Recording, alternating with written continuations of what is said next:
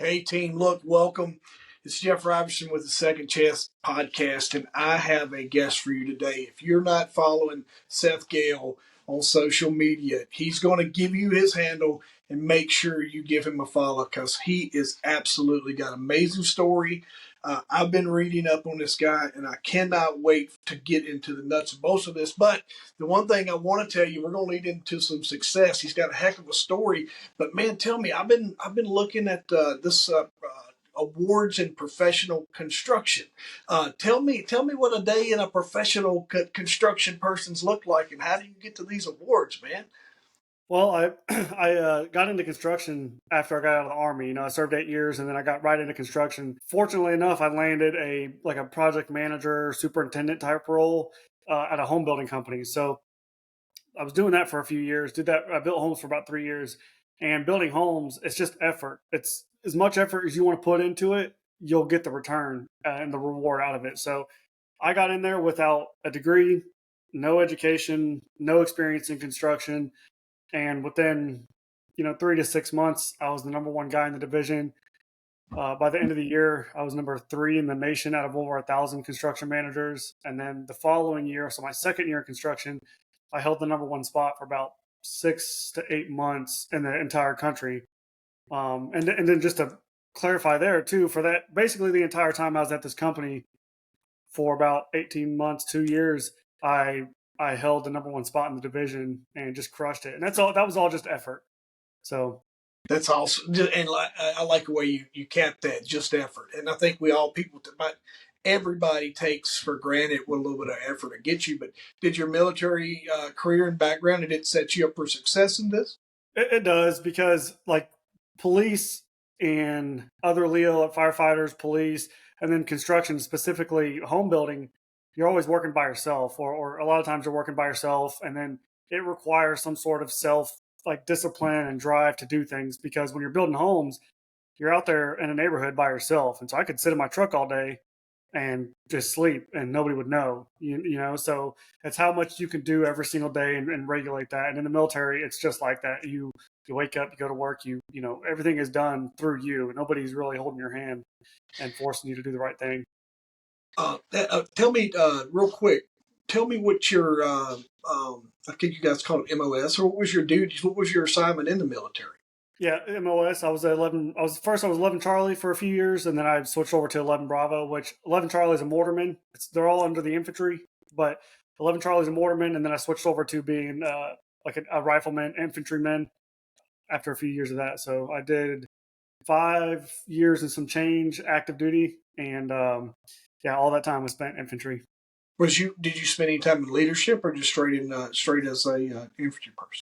Well, eventually I became a team leader. So I was a team leader for the last maybe 2 years I was in. The last Yeah. 2 years I was an E5 sergeant team leader.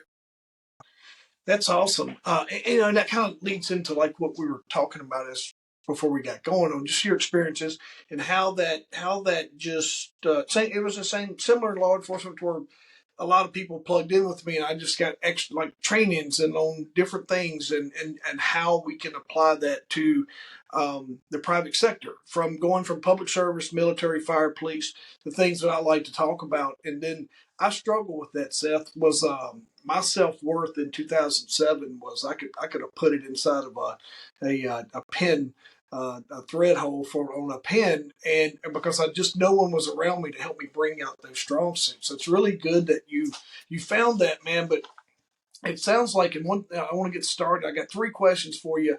Um, and to lead into your military career and how you come into success in the construction business, but you've had a life filled with incredible challenges and many second chances. Could you share a specific turning point that significantly changed your life direction and how you managed to seize that opportunity? Yeah, I mean, there's two really good ones, I would say. One is right before my daughter was born. I had just gotten promoted, so I was an E5 sergeant team leader at the 82nd Airborne Division. And my daughter was about 3 months away from being born. And my wife and I were 60,000 plus dollars in debt. We had no savings account. I didn't even know what a savings account was. I had, probably $20 in there just to keep the account open.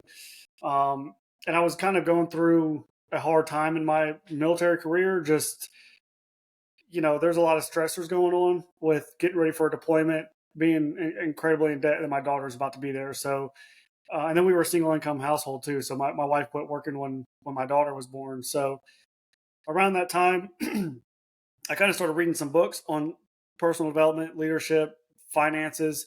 Started educating myself on some of those things because I knew that I would need to turn this around if we were going to live, because we were living paycheck to paycheck in the military, which, although you don't get paid a lot, you really shouldn't be doing that. Like, you're getting compensated enough to not have to live paycheck to paycheck. And I had to realize it was all behavioral. It wasn't a money problem; it's a behavior problem. So that was like my first time actually sitting down and being like, okay, this is my fault. I need to fix this. I need to change my own actions, behaviors, things like that. And How old are you right now during this time period, Seth? Age wise? I was probably had been, so my daughter is about to be 6, so that was about 6 years ago. So Yeah. 23, 24 years old. Man, that's awesome. You found it earlier. Yeah. Yeah, yeah, and I just, my whole life I had had this victim mentality, and so everything that happened to me, I blamed it on everything else around me, and nobody understood me, and nobody knew where I came from, and so all these problems that I had, I put them out, I projected them out on everybody else, and at that point, I really fixed my problems with everything except for my marriage. My marriage was the only thing that I really didn't focus on trying to fix, and excuse me. So, probably about 3 months ago, 4 months ago, I started telling my story. And part of that now is I've addressed everything in my life except for my marriage. And now I'm finally kind of almost remarrying my wife. Yeah. So, our first 7 years of marriage was kind of rocky and bumpy, probably. And it was my fault. And now it's time for me to fix that and, do better. So this is like my 15th chance, but I would say probably my second, turning point. I had one with my daughter being born, and then one recently with sharing my story and finally getting over my trauma and tragedy. So Yeah, I'm with you, and I probably I want to ask you, but you probably reading and learning about you, Seth. You had to figure out what love and relationship looked like on your own. There's doesn't sound like you had a lot of mentoring on what that looks like as a child, right?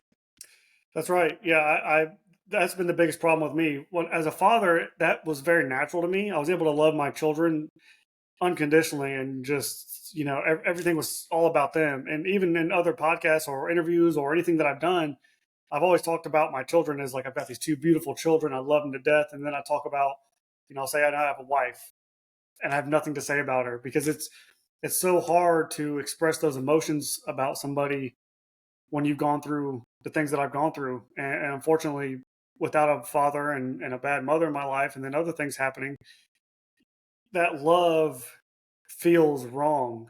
It doesn't feel right to be loved. It doesn't feel right to be happy about something. So that's something that I've had to learn, but then also just seek guidance and mentorship. Seth, what does your wife do now? What is her role? Is she, or like for work and Yeah. whatnot? Yeah, she works, she trains part-time at a gym. So there's like a burn boot camp is where she works, and she's a trainer there, and I don't know, she works there several days a week, and that's what she does right now. She's got a passion for people, passion for helping people. I've worked in group exercise. I owned a Fit Body Boot Camp, which is Ernest's competitor. Yep. And so when you work inside a group exercise, you have a passion for helping people. How did you guys meet? We met down in Savannah. She was going to college. I was down there. I was stationed in Fort Stewart, Georgia, and we met down there. So her birthday came around. I followed her on social media. I asked her to be her DD, and she said no. And so the next weekend we ended up hanging out, and then we hit it off from there. We got married 6 months into dating, and we've been married now for over 7 years. That's awesome, dude. That's a really cool. I always enjoy hearing how just how people connected and those. I think it just tells a lot part of our journey, and sometimes it's odd how you met and where you are now. Yeah. And then like I'm with you. I totally and listen, man. I grew up around family and just a lot of train wreck and different things. Mom was always in the picture as my mom, but like she wasn't around a lot. I was raised with aunts and uncles and grandma and grandpa, you know, because my mom was 17, almost 18 when she had me. Mm-hmm. So we were kind of growing up together. But now when I tell people, like I went through these phases and just uncertainty with my now wife of, just any day now she's going to leave, and any day now the situation's going to change, and even as some days I'll wake up and I'm like, all right, this is a day when all my momentum turns to crap, and she'll look at me sometimes, Seth, and say, where does this come from? I don't understand why. I'm like, listen, it's just, and I learned to talk about it, and I learned to just say, when I wake up in that mindset, sometimes I'll tell her and I'll go, hey, just so you know, this is what's on my mind today, and I know it's not going to happen, but I'm going to talk to you about Yeah. it. Well, I And think she, I was gonna say, I what, just think if you're waking up and you're acknowledging it and you're talking about it, yeah, you're doing more than what most people do. yeah, because I would call. I think I went through a phase where I would call other friends who experienced similar things, and all we would do is enable each other. I'm like, yeah, Yeah. man, I woke up thinking the same thing. Yeah, it's on my mind, and um, coming out of police work, we did a lot of surveillance, and you was always, and we had heard stories of, girlfriends or wives showing up on the opposite side of what we was doing, and so that always stuck in our head as well about you're waiting, like, oh gosh, I'm just waiting for something negative to happen with that. But it's hard to. I'm glad you shared that with me because. And I agree with you on. And I tell my wife all the time, I would not have done a quarter of the things I do if I hadn't met you to get me moving out of a comfort zone that I was in. Man, that's awesome. And then, all right, so first kid 6 years old, or you have one before your daughter, right? Your daughter was first, 6 years old, and then you got your son. It's 4 years old. That's right. Yep. Yeah. Are you taking steps to improve that relationship with her? It sounds like you are, but like, what steps are you taking? With my wife Yeah. specifically, Yep. the biggest thing I've had to do is express like love towards her, which sounds kind of backwards, like that should be a no-brainer. Yep. But if you've grown up like I have, then you would understand that it's very hard to be vulnerable and to love, and you have so much to lose. I have so much to lose with my wife. If my wife leaves, I lose my kids, and I lose the title of a husband, of a father. I lose a lot of things, my house. And so you have so much to lose with that person that it makes it scary and hard to be vulnerable with them. And so my whole time being married, I've never opened up to her in a way that I needed to. When we first got married, we had the puppy dog phase for, a year or two, and that Yeah. was great. But then it all went away. And I would tell her when we first got married that this is how marriage is supposed to be. The puppy dog phase is gone, and we don't have to love each other every single day. Like that's what I would say to her, and it's just not right. So what I do now is, and it hurts me to text my wife when I'm at work and say, "Hey, I love you, and I hope you're having a great day, and I just appreciate the hell out of you," right? And so because I feel that pain, I have to go and look at my phone and address her and say those things. I have to come home from the gym and give her a hug and give her a kiss and tell her I love her. And I have to do those things that a woman needs in her life, which is that affection from a man. I have to do those things. Those things are hard, and that's the things that I'm uncomfortable with are the things that I need to do the most, and that's what helps you really elevate it. And as I've done that now in the last couple of months, the last 2 or 3 months, just processing and talking and going through all this, our relationship is kind of taking a 180. I would say, Yeah. it's not perfect. I mean, we just got into a big argument a couple of days ago, and we're yelling and screaming at each other, but after a few hours of going back and forth and discussing and going over our feelings and being very direct about things, we move on and we get past it. And, you know, you kind of said that some days you'll wake up and this is like one of those days, right? Well, when you have that moment, you have to reach out and talk. You've got to look over at your wife and be like, hey, I'm just going to talk about this right now. I feel bad today, but I'm not going to let this ruin my day, and everybody has a thermometer and you can set it however you want. If you wake up and it's freaking hot, You can cool it off if you want. It's just a mindset thing. You have to tell yourself it is going to be a good day. And so many times I think what people do, and this is maybe what me and my wife did, this is certainly what I was doing. I don't know what was going on in her head, but if I was pissed off, I wasn't going to let her be a bigger asshole than me. Like if she was like kind of being quiet, I'm like, okay, I can be quiet too. If she's getting mad about something, okay, I get mad about something too. Like you're not going to outdo me right now. Instead of you're fighting fire with fire, right? Instead of walking in there and diffusing the situation, you're just fighting fire with fire, and it's that quiet, passive aggressive Yeah. thing that happens for 2, 3, 4 days. I mean, we go 3, 4 days without talking, and it was just me. It was me. She'd come in and say, "Hey, how you doing? I'm fine. I'm fine. I'm fine." Wouldn't want to talk to her, and I would tell her, "I don't need to talk to you." So I was doing a lot of wrong things, and I'm not proud of it at all. But part of that healing journey is addressing it now and fixing it. So and telling my story, because it's Yeah. vulnerability. I'm letting people know, like, dude, our marriage isn't perfect. We smile in pictures, and there's a lot of bad things that happen behind closed doors. We get into arguments, but this is how we fix it, and this is why I tell my story. Yeah, I'm double your age probably to date myself, but I didn't come into this stuff. That's why I'm really proud of you at your age when you started really nailing this down. Because I was knocking into my 30s when I really started having these moments of light bulb. But I stayed like I was so consumed with career and different things, and as that ended, then I had to deal with it.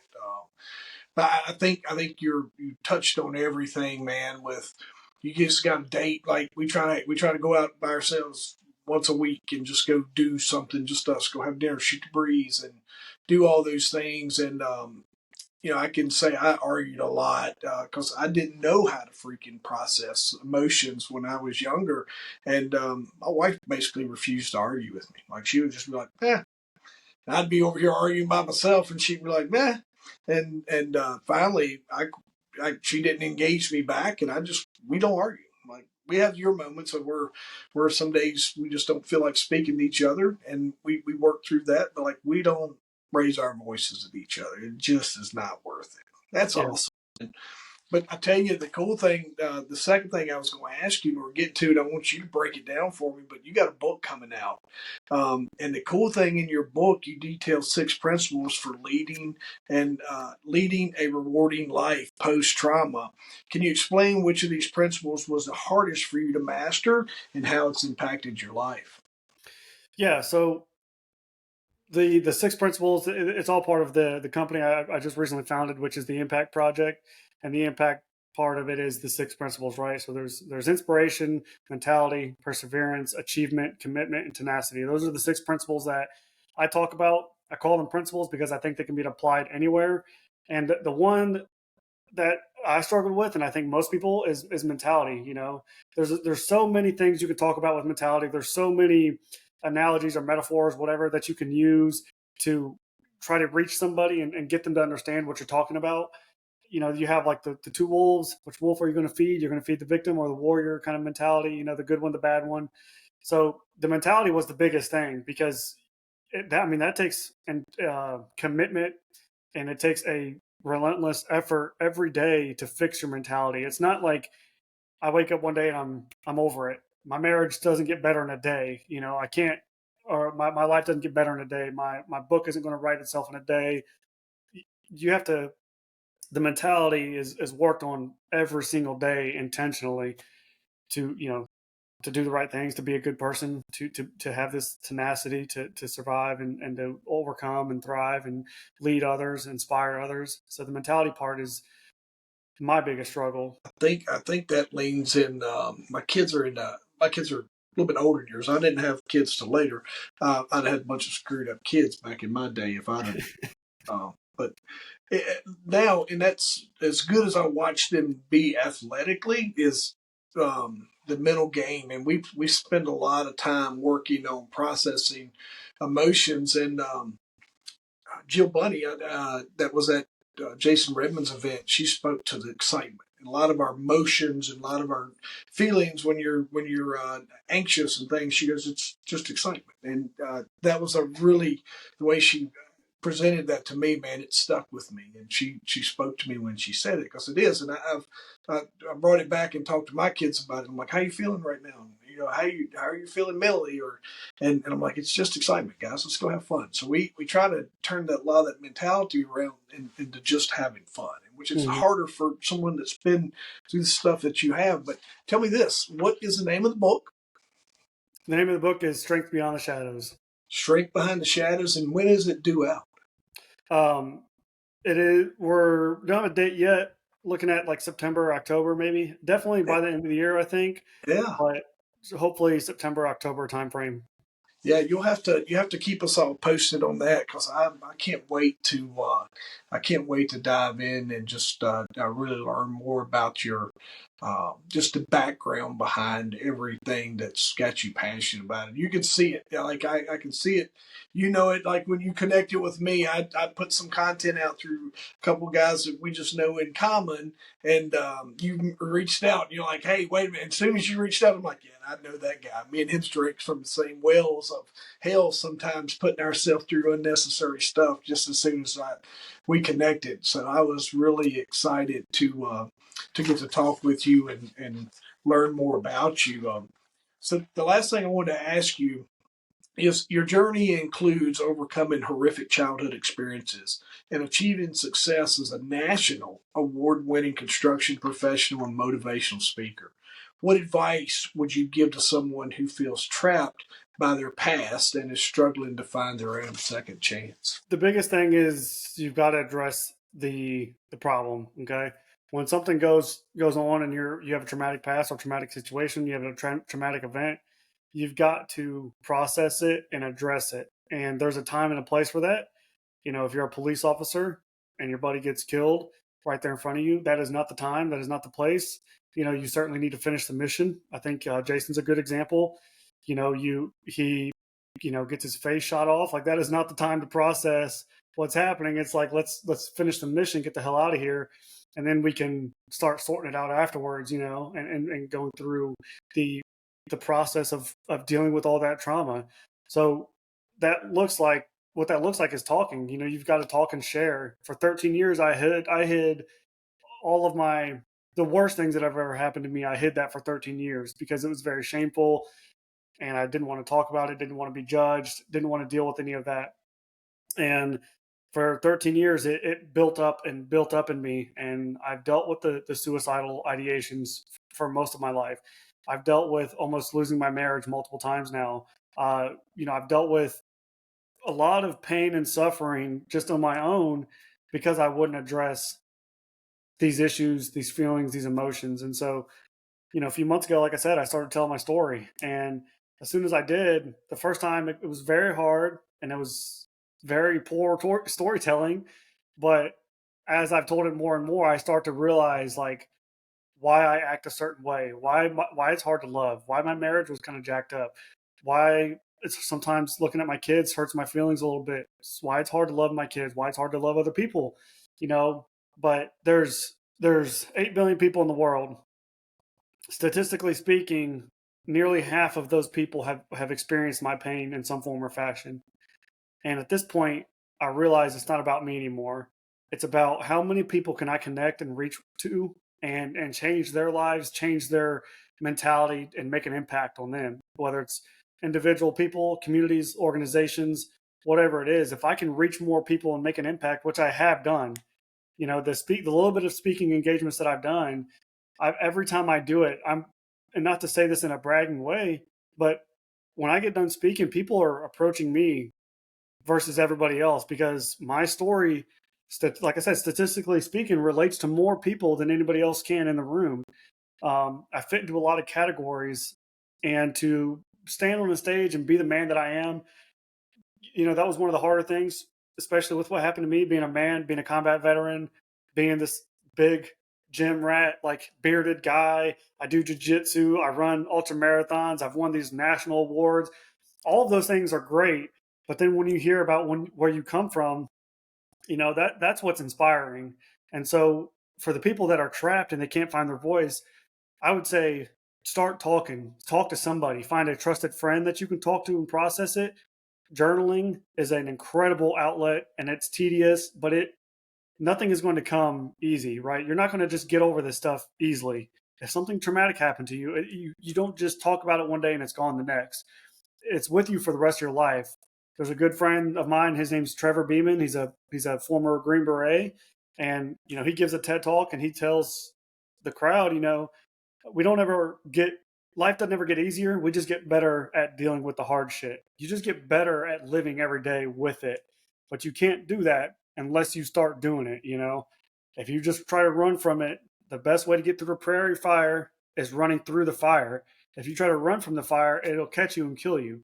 And when you run through the fire, you might come through with some burns and some scratches and scrapes, but that little bit of pain for a short amount of time is better than running for years and eventually letting it consume you, consume your family, your children, because it'll pass down like an alcoholic or a drug addict or, you know, father wounds, mother wounds. If you don't deal with those problems, they'll pass down to your children and your children's children until somebody ends the cycle. And that's what I did. I had to break the cycle. I had to stop the generational curse that is my last name. My children have the same last name as me, and I am the last one that'll deal with any shame associated with that. Dude, I'd speak to breaking curses. I'm worried I'll send you a picture of it. I posted it earlier. But that's I told my kids, and they're a little bit older, where I don't share, I haven't really shared with anyone a lot of the violence of just, like I tell the story about my grandfather getting arrested on a tractor, but like I didn't, he shot my aunt too, right? Just I hope so. There's some things I haven't told him, and I'm like, you guys are I planted the root, but you guys are the fresh branches, and we're Mm-hmm. rewriting the family tree. You spot on, man. We are.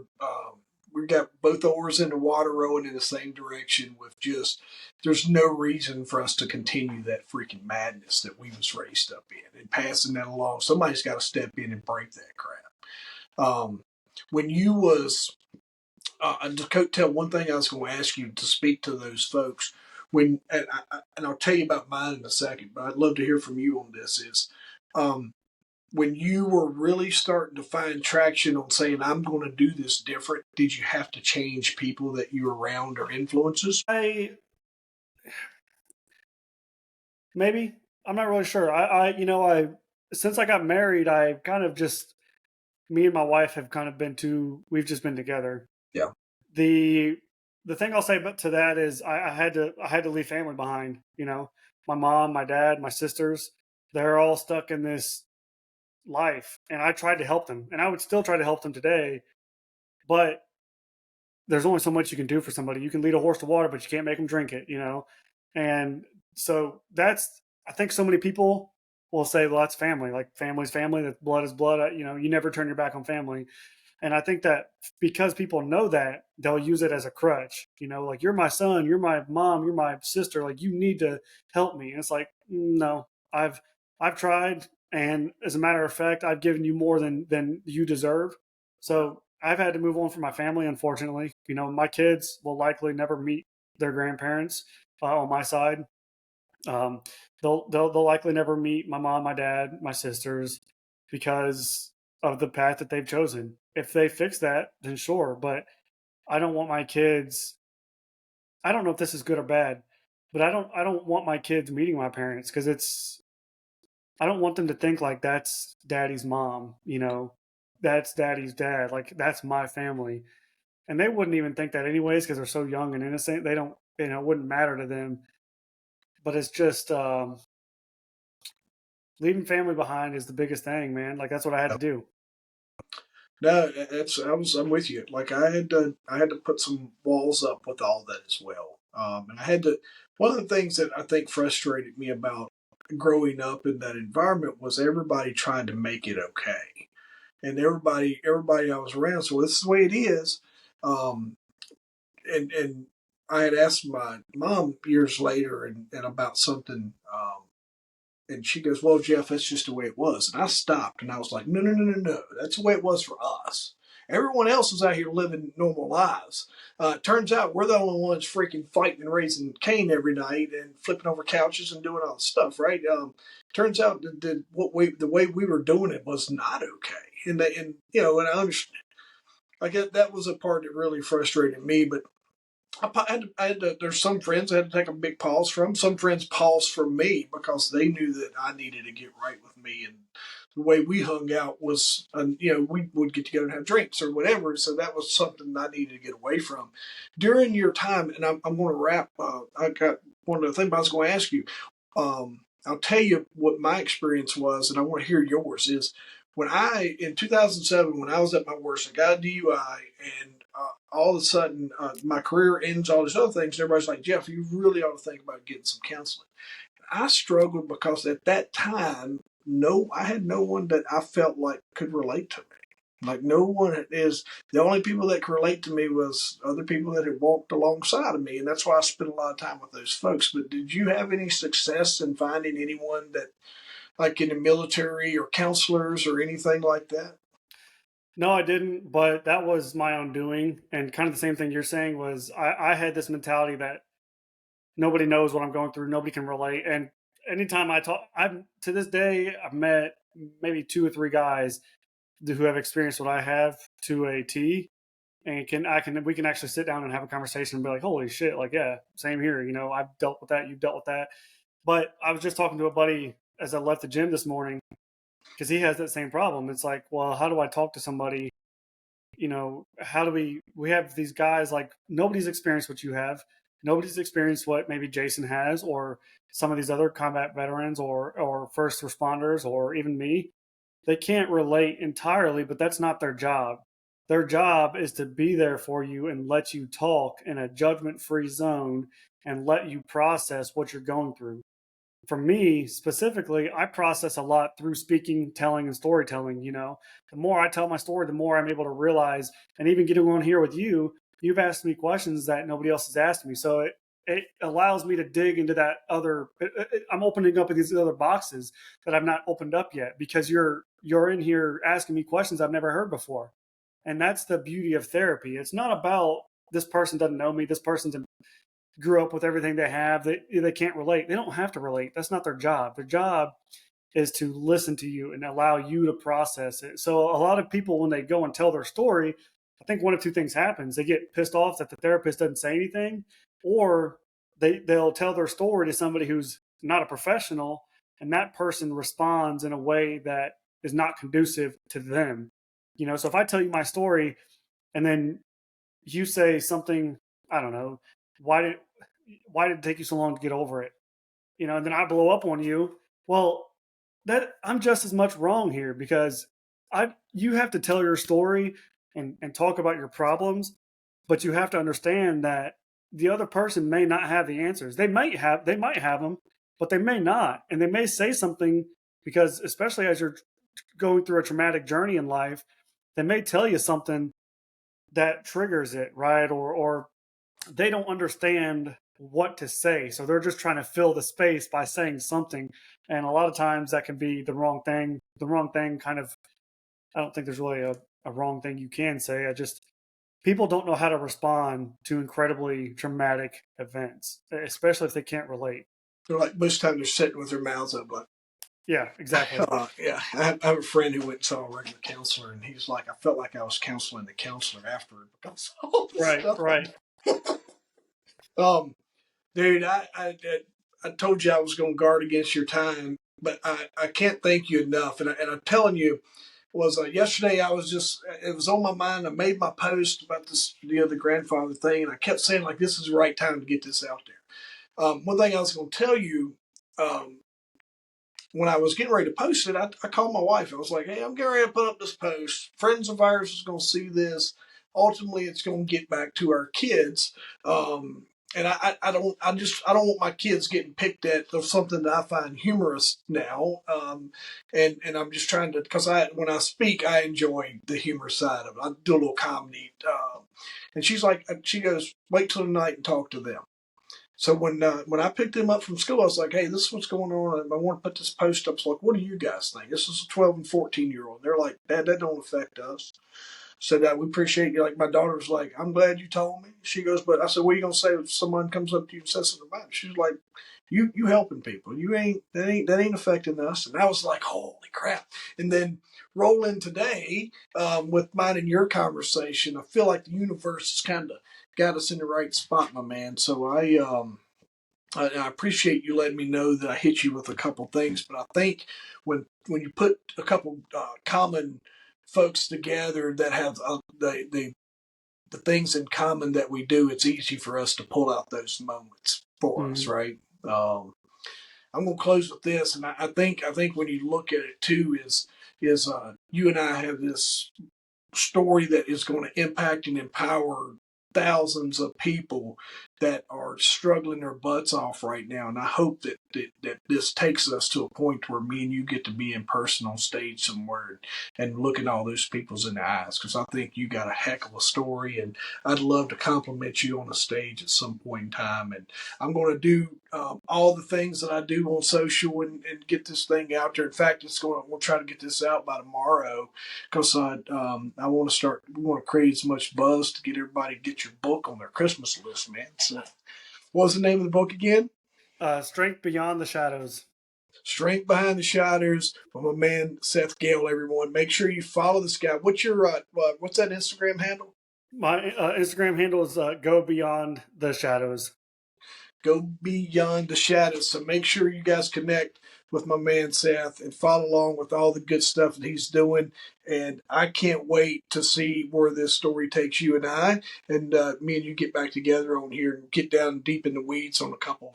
I think there's some things that you and I can do to speak to a couple certain events that would really help pull some conversations out for some folks that's needed. Is that cool? Yes, sir. Yeah, All man. I right, my appreciate man. you. All right, sounds good, my brother.